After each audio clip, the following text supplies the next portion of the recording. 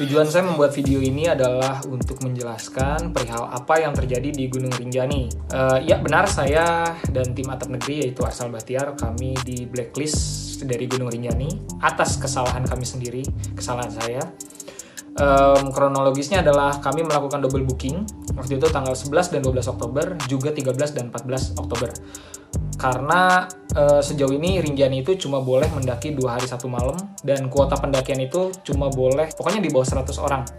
Nah, karena waktu itu Arsal Bahtiar mendadak, dia ada kerjaan di Labuan Bajo, dan waktu itu saya takutkan dia nggak bisa pulang sesuai tanggal yang sudah kami tentukan untuk berangkat ke Rinjani. Akhirnya saya melakukan double booking dan menyerahkan pembookingan tersebut kepada keluarga porter yang ada di Sembalun atau kawan-kawan porter yang ada di sana. Nah, setelah itu ternyata Arsal Bahtiar ini bisa berangkat ke Lombok seperti waktu yang awal, jadi 11-12. Akhirnya waktu pendakiannya 11-12. Akhirnya kami berangkat ke Lombok tanggal 10 Oktober. Dan ketika kami mendaki, seperti yang mungkin beberapa dari kawan-kawan udah nonton di video Atap Negeri, kami terjebak angin kencang. Akhirnya saya cuma punya 3 pilihan, memaksakan lanjut untuk muncak, turun, atau stay.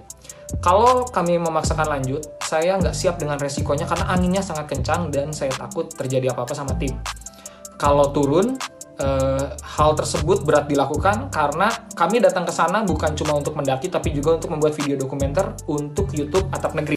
Jadi kami memutuskan mengambil risiko untuk stay. Jadi stay itu bukan karena dilama-lamain, tapi karena memang badai. Beberapa kawan-kawan yang mendaki di hari yang sama juga tahu sedang terjadi angin besar beberapa hari di sana. Dan ya akhirnya kami memutuskan untuk stay sampai udah cukup aman untuk ke atas. Dan sekali lagi itu adalah kesalahan dan kebodohan saya yang memimpin proyek ini. Jadi saya yang mengambil keputusan dan itu mengakibatkan kami di blacklist.